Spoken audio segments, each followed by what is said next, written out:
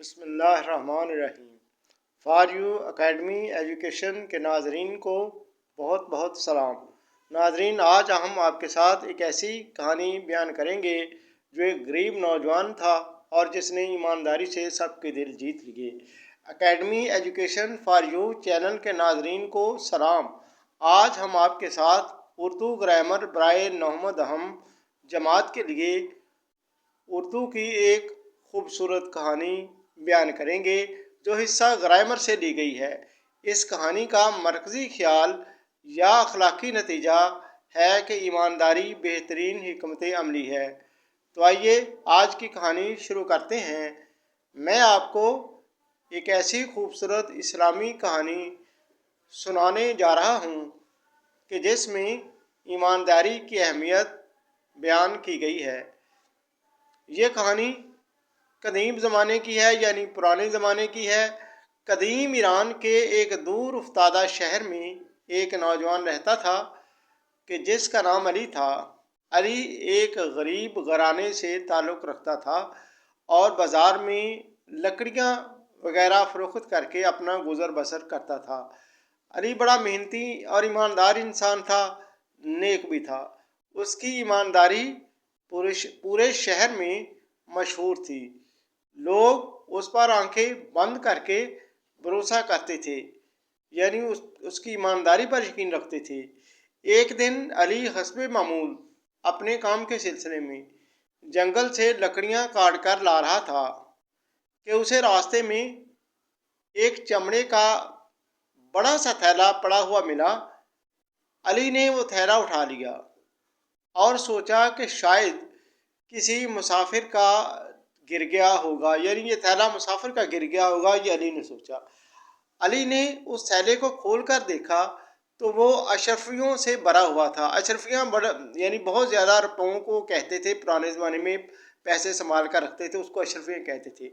اتنی ساری اشرفیاں یعنی دولت دیکھ کر علی حیران رہ گیا۔ اس نے کبھی اتنی ساری دولت ایک ساتھ نہیں دیکھی تھی۔ علی نے سوچا کہ وہ ان اشرفیوں سے اپنی زندگی بدل سکتا ہے یا اپنے گھر کی زندگی بھی بدل سکتا ہے۔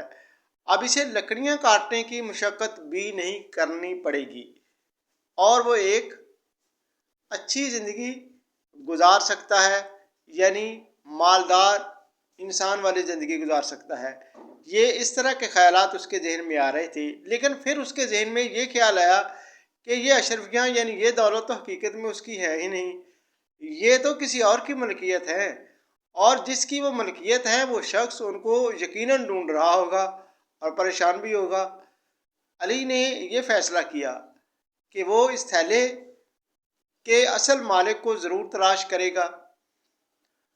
اس لیے وہ مالک کو تلاش کرنے کے لیے بازار میں چلا گیا اور لوگوں سے اس تھیلے کے مالک کے بارے میں پوچھنے لگا کہ شاید اس طرح اس مالک کا پتہ چل جائے۔ بہت دیر تلاش کرنے ڈھونڈنے کے بعد اسے ایک پریشان حال بوڑھا شخص ملا۔ بوڑھے شخص نے علی کو بتایا کہ وہ ایک تاجر ہے اور اس کا اشرفیوں کا ایک بڑا تھیلا جو کہ بھرا ہوا تھا راستے میں کہیں گر گیا ہے۔ وہ اپنی جمع پونجی سے محروم ہو گیا ہے اور جمع پونجی کھو جانے پر وہ بہت غمگین اور دکھی تھا۔ علی نے بوڑھے شخص سے پوچھا، یعنی اس بوڑھے آدمی سے پوچھا جو کہ تاجر تھا، کہ اس کے تھیلے میں کتنی اشرفیاں تھیں اور اس کی کیا نشانی تھی۔ بوڑھے شخص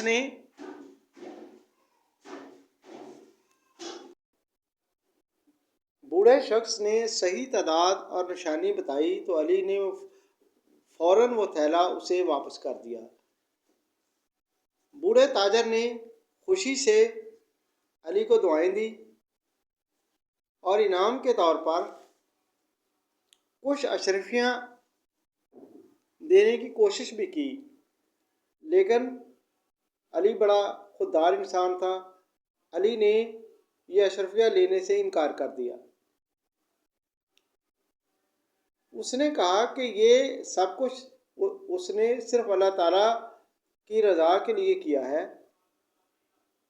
اور وہ اس پر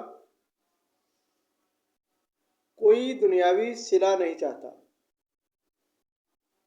اس واقعے کے بعد علی کی ایمانداری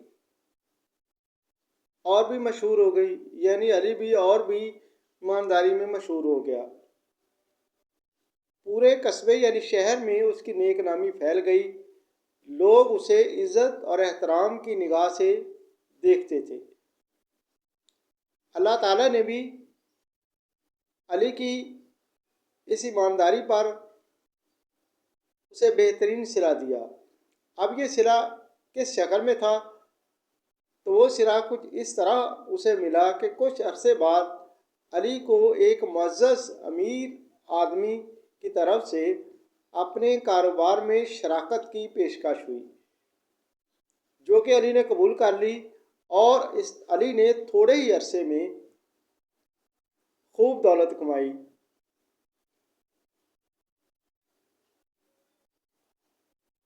یعنی اس نے آمدنی کے طور پر بڑی دولت کمائی اور اس آمدنی میں اسے بھی بڑا حصہ ملا۔ اس طرح علی بھی ایک امیر آدمی بن گیا۔ اس کہانی سے ہمیں یہ سبق ملتا ہے کہ ایمانداری بہترین حکمت عملی ہے۔ ایمانداری نہ صرف دنیا میں عزت اور وقار دلواتی ہے، بلکہ اللہ تعالیٰ کی رضا اور برکت اور اس کی خوشنودی کا باعث بھی بنتی ہے۔